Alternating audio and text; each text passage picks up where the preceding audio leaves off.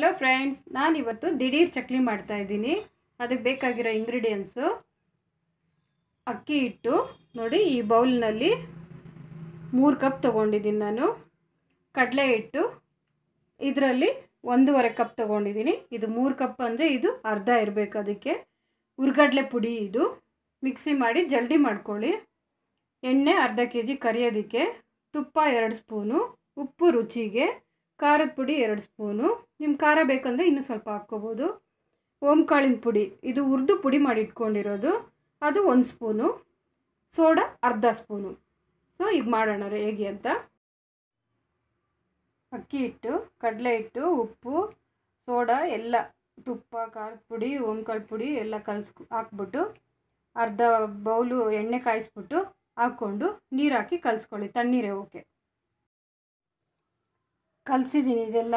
ಎಣ್ಣೆ ಕಾದಿರೋ ಎಣ್ಣೆ ಹಾಕ್ಬಿಟ್ಟು ಫಸ್ಟು ಮಿಕ್ಸ್ ಮಾಡ್ಕೊಂಬಿಡ್ಬೇಕು. ಉಪ್ಪು, ಖಾರದ ಪುಡಿ, ತುಪ್ಪ, ಎಣ್ಣೆ ಏನಿದೆ ಎಲ್ಲ ಮಿಕ್ಸ್ ಆಗಿಬಿಡ್ಬೇಕು ಚೆನ್ನಾಗಿ. ಆಮೇಲೆ ನೀರು ಹಾಕಿ ಚಕ್ಲಿ ಹಿಟ್ಟು ಅದಕ್ಕೆ ಕಲಿಸ್ಕೊಳ್ಳೋಣ. ಕಲಸಿದ್ಮೇಲೆ ಈ ಥರ ಬರುತ್ತೆ. ಈ ಕನ್ಸಿಸ್ಟೆನ್ಸಿ ಇದ್ದರೆ ಸಾಕು.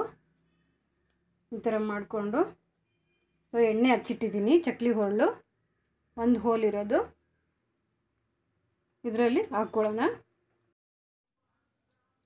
ಎಣ್ಣೆ ಹಚ್ಚಿಟ್ಟಿರೋ ಇದ್ರ ಮೇಲೆ ಚಕ್ಲಿ ಅದು ಮಾಡಿಕೊಂಡು ಸೊ ಎಣ್ಣೆ ಬಿಸಿಗಿಟ್ಟಿದ್ದೀನಿ.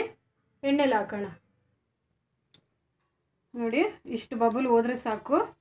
ತೆಗೆದುಬಿಡಿ ಎಣ್ಣೆಯಿಂದ. ಈ ಕಲರ್ ಬಂದರೆ ಸಾಕು. ಇನ್ನೇನು ವರಮಹಾಲಕ್ಷ್ಮಿ ಹಬ್ಬ ಬಂತು. ಸೊ ಚಕ್ಲಿ, ನಿಪ್ಪಟ್ಟು, ರವೆ ಉಂಡೆ ಅಂತೆಲ್ಲ ಮಾಡಿಕೊಂಡ್ರೆ ಹಬ್ಬಕ್ಕೆ 3 ದಿನ ಇರೋ ಹಂಗೆ ಈಸಿ ಆಗುತ್ತೆ. ಇದು ನಮ್ಮ ಅತ್ತೆ ಹೇಳ್ಕೊಟ್ಟಿದ್ದೆ ನನಗೆ. ತುಂಬ ಟೇಸ್ಟಿಯಾಗಿರುತ್ತೆ ಇದು. ನೀವು ಮಾಡಿ ನೋಡಿ. ಬಾಯಿಗೆ ಇಟ್ಟಿದ ತಕ್ಷಣ ಹಾಗೆ ಕರ್ಗೋಗ್ಬಿಡುತ್ತೆ. ತುಂಬ ಟೇಸ್ಟಿಯಾಗಿರುತ್ತೆ. ಸೊ ದಿಢೀರ್ ಚಕ್ಲಿ ರೆಡಿಯಾಗಿದೆ. ಇಷ್ಟ ಆಗಿದ್ದಲ್ಲಿ ಲೈಕು, ಶೇರು, ಕಮೆಂಟ್ ಕೊಡಿ. ಮತ್ತು ನನ್ನ ಚಾನಲ್ನ ಸಬ್ಸ್ಕ್ರೈಬ್ ಮಾಡ್ಕೊಳ್ಳಿ. Thank you.